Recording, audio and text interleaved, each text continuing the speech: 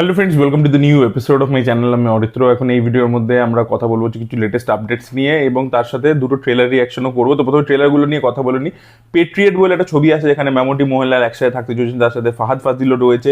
তো সেই ছবির ট্রেলার কালকে ড্রপ করে গেছে এবং হিন্দি ডাবিংয়ের ট্রেলারটাও চলে এসছে।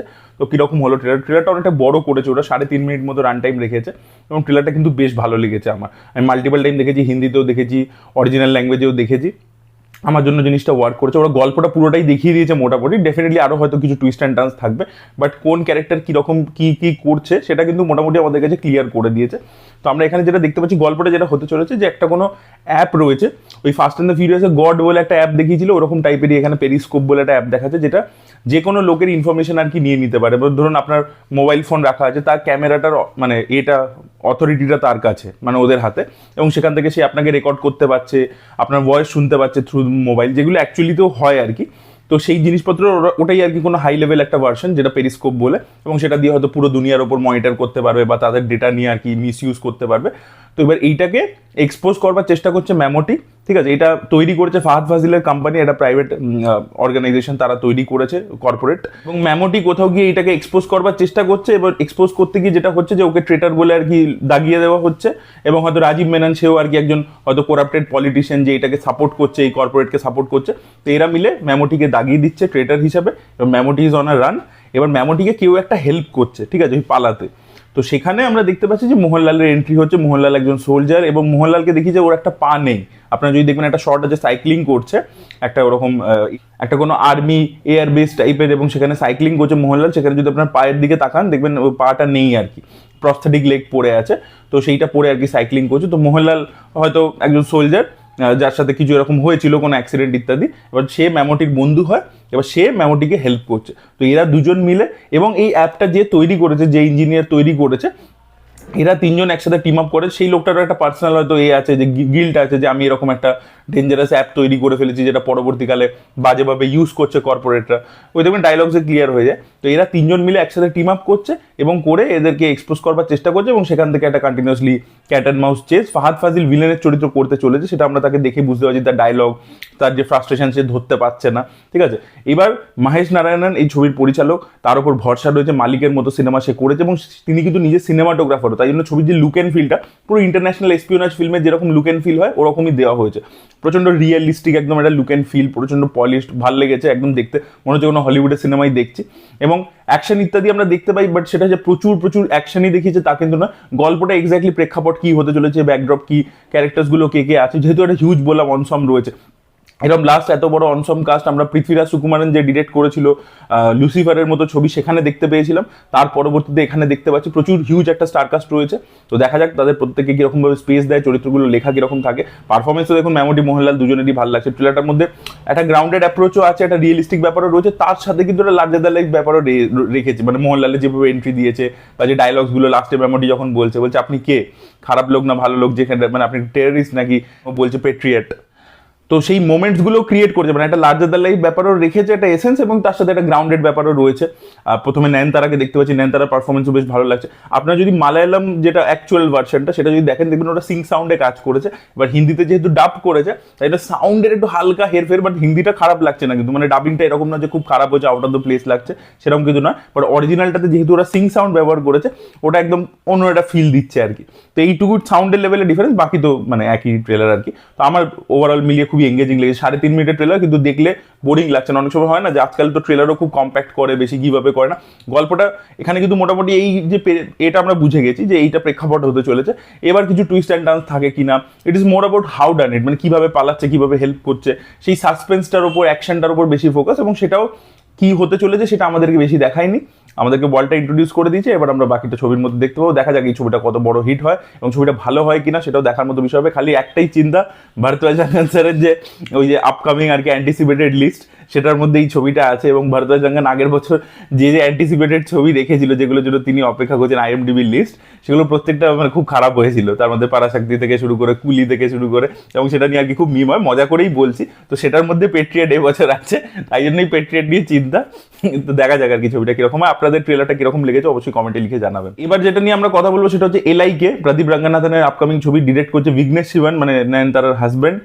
এবং এতে রয়েছে এস জে সূর্যাও রয়েছে, যোগী বাবু রয়েছে, কৃতি শেট্টি রয়েছে এখানে নায়িকা হিসেবে। তো ছবিটা একটা মানে ফিউচারিস্টিক ওয়ার্ল্ডে সেট, যেখানে আমরা দেখতে পাচ্ছি একটা অ্যাপ এসে গেছে এবং লোকে প্রচণ্ড অ্যাপকেই ভরসা করে, অ্যাপের উপরই ডিপেন্ডেন্ট। এবং সেখানে একটা অ্যাপ আছে LIK বলে, যেটার নাম হচ্ছে লাভ ইন্স্যুরেন্স কোম্পানি বলে, যেটা এস জে সূর্যা লঞ্চ করেছে। এবং সেই অ্যাপটা আর কি কখনো ভুল হতেই পারে না এরকম বলছে।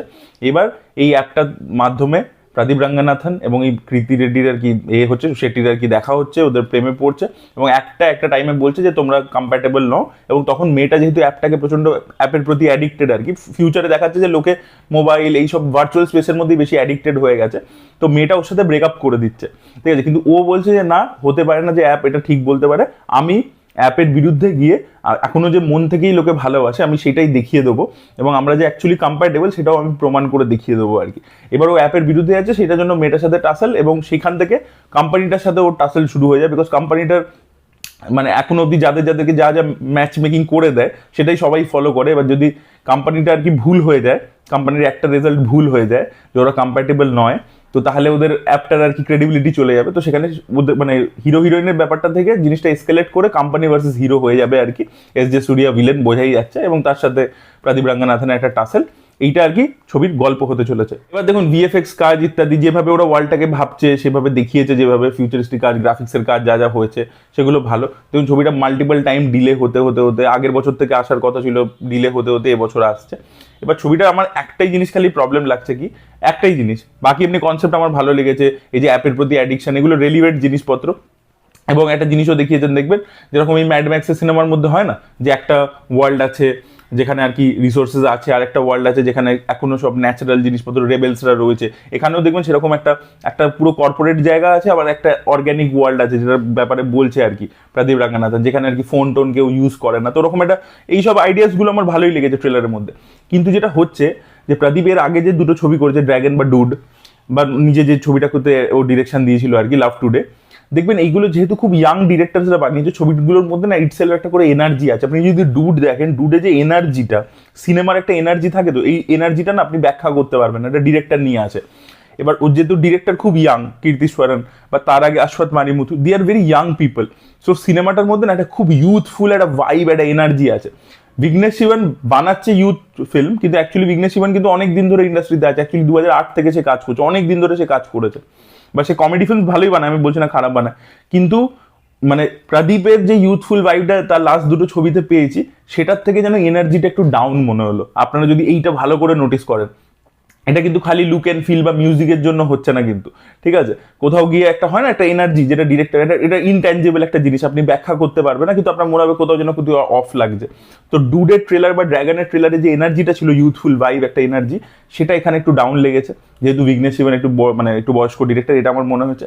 আর সেকেন্ড হচ্ছে কি, বাকি এই যে দুটো ছবি, ড্র্যাগন বলুন বা ডুড বলুন, এখানে দেখবেন ট্রেলারগুলোর কাজ ছিল কি, যে প্রদীপের সোলো ফিল্ম, ঠিক আছে, প্রদীপের উপরই পুরো ফোকাসটা, প্রদীপকেই হাইলাইট করছে, প্রদীপকে পুরো মানে একটা হিরো হিসাবে প্রেজেন্ট করছে, এবং তার বিভিন্ন রকমের স্টাইল, কায়দা, ক্যাডবেরি ছুঁড়ে এরকম করছে, চশমা এভাবে পড়ছে, একটা সার্টেন ওয়েতে চিৎকার করছে, মাঝে মাঝে আউটবাস্ট করছে। এবং তার মধ্যেও দেখবেন ডুডের ট্রেলারে শেষে যখন ওই যে গানটা ছিল সাই আফগানকার, না না না না না না না না না না না না না, এবং ওখানে ও কাঁদছে, একটা ইমোশনাল বিটও আছে। সো ইটস লাইক আ শরীর ফর আ হিরো, ঠিক আছে। কিন্তু এখানে LIK-তে মনে হচ্ছে কোথাও, যেহেতু এস জে সূর্যাও নিজে খুব ভালো অ্যাক্টার, এবং প্রথমে ওর ইন্ট্রোডাকশন দিয়েছে, আর ও লাউড এরকম অভিনয় ভালো করতে পারে, এবার তখন না কোথাও গিয়ে মনে হচ্ছে হালকা, আপনারা বাকি দুটো ট্রেলার চালিয়ে দেখুন। আমি অ্যাকচুয়ালি LIK ট্রেলার দেখার পরে আমি ডুড আর ড্র্যাগনের ট্রেলার আবার রিভিজিট করে দেখছিলাম, আমার মনে হচ্ছিল কোথাও না এস জে সূর্যা যেহেতু এই ছবিতে আছে, তাই মনে হচ্ছে না প্রদীপের এনার্জিটা ডাউন লাগছে। এবার আর কি প্রদীপ যেন ওকে ম্যাচ করতে পারছে না, বা মানে কোথাও একটা গিয়ে কিছু অফ মনে হচ্ছে, ঠিক আছে। এই মানে যখনই পাশে আরেকটা লোক দাঁড়িয়ে যাচ্ছে যে আবার ইকুয়ালি ট্যালেন্টেড এবং ওরকমই লাউড অ্যাস্থেটিক্সের অভিনয় হেভি করতে পারে, তখন আপনি যা যাই লাউড করছেন সেটা তখন আর কি অতটা মানে চোখে বেরিয়ে আসছে না পপ আউট করে। অন্য সিনেমাতে কি হয় কি, প্রদীপ একাই থাকে, ও ওরকম পারফরমেন্স দেয়, বাকিরা দেখবেন নর্মাল। মানে ধরুন আপনি যদি ডুড তুলে নেন বা ড্র্যাগন তুলে, ড্র্যাগনে দেখবেন প্রচুর ডিরেক্টরসদেরকে কাস্ট করেছে, জিভি, আমাদের গৌতম বাসুদেব মেনন, তারপরে মিসকিন, এবার এরা দেখবেন সার্টেল অভিনয় করছে, প্রদীপ একমাত্র লাউড পপ আউট অভিনয় করছে ড্র্যাগনে যদি দেখেন। কিন্তু এখানে হয়ে যাচ্ছে কি, যে এস জে সূর্যাও ওরকম লাউড অভিনয় করছে, এবার তাতে কি হচ্ছে জিনিসটা না, মানে প্রদীপ পপ আউট করে বেরোচ্ছে না মানে হিরো হিসাবে। এইটা আমার মনে হয়েছে, এই দুটো জিনিস আমার মনে হচ্ছে। দেখা যাক, ছবিটা দেখলে হয়তো খুব ভালোই লাগতে পারে, দেখা যাক। তো আমার মনে হচ্ছে একটু কোথাও গিয়ে ওই এনার্জিটা ডাউন আছে। আর প্রদীপ অতটা যে ফুটে বেরিয়ে আসে, মানে ট্রেলারগুলো দেখলেই মনে হয় যে ভাই প্রদীপ ফাটিয়ে দেবে, সেইটা এবারে মিসিং মনে হলো। আপনাদেরও এই সেম জিনিসটা মনে হয়েছে কিনা অবশ্যই কমেন্টে লিখে জানাবেন। এবার আমরা আপডেটস গুলো নিয়ে কথা বলবো। প্রথম আপডেটটা হচ্ছে কমল হাসান রজনীকান্তের সিনেমাটাকে কেন্দ্র করে। তো রজনীকান্ত নিজে জানিয়েছেন এই ছবির শুটিং কিন্তু অগস্ট মাস থেকে শুরু হবে। তিনি জেলার 2 নিয়ে এটা বলেছেন যে জেলার 2 এর কিন্তু ওই যে আপনাদেরকে বলছিলাম না অ্যাকশন সিকোয়েন্স গুলোকে রিশুট করছে একটু রিয়েলিস্টিক রেখে, তো সেটার কাজ চলছে এবং সেটা হয়ে গেলেই কমপ্লিট হয়ে যাবে। তারপরে প্রডিউসার্সরা আর কি অ্যানাউন্স করবে, এটা রজনীকান্ত বলেছেন যে তারা হয়তো অ্যানাউন্সমেন্ট ভিডিও নিয়ে আসবে যে কবে ছবিটা রিলিজ করবে আর কি, এক্সাক্ট রিলিজ ডেটটা তারা তখন জানাবে আর কি, এটা রজনীকান্ত নিজেই বলেছেন। আচ্ছা, কার্তিক সুব্বরাজের প্রডিউস করা ছবি নীলিরা সেটা রিলিজ করেছে হলে, তো সেটা ট্রেলার রিয়াকশন করেছিল, আমাদের কলকাতায় রিলিজ করেনি তাই দেখতে পাইনি, আমার দেখার ইচ্ছা ছিল ছবিটা। তো যাই হোক, তো সেখানে একটা ইন্টারভিউতে মানে ছবিটা প্রমোট করবার সময় একটা ইন্টারভিউতে কার্তিক সুব্বরাজ জানান যে জিগার থান্ডার 3 এর আইডিয়া কিন্তু তার কাছে আছে, ঠিক আছে, তিনি ডেভেলপ করছেন।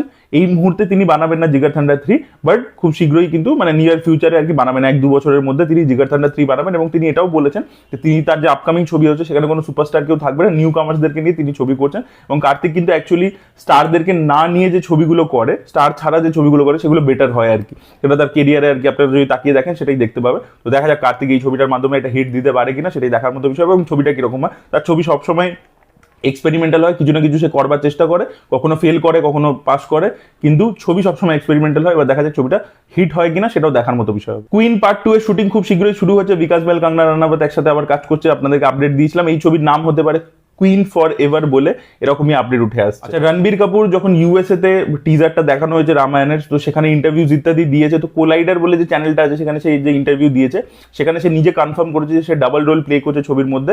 আমি যখন টিজার ব্রেকডাউন করছিলাম সেখানে বলছিলাম যে আমরা রণবীর কাপুরকে মাইট বি হয়তো ডাবল রোলে দেখতে পাবো, মানে পরশুরামের চরিত্রেও দেখতে পাবো, রামের চরিত্রেও দেখতে পাবো। তো সেটা কিন্তু রণবীর কাপুর এই ইন্টারভিউর মধ্যে নিজেই কনফার্মও করে দিয়েছেন যে তাকেই আর কি দুটো চরিত্রে আমরা দেখতে পেতে চলে। এরই বা তোমে এসা উলঝা জিয়া, এই যে ছবিটা, সেই ছবিটা তো সিকুয়েল হচ্ছে, আপনাদেরকে আপডেট দিয়েছিলাম। তো এই মুহূর্তে রাইটিং এর কাজ চলছে, যেটা অগস্টের মধ্যে কমপ্লিট হয়ে যাবে এবং 2027 স্টার্টিং থেকে ছবিটা শুরু হবে, এরকমই আপডেট উঠে আসছে।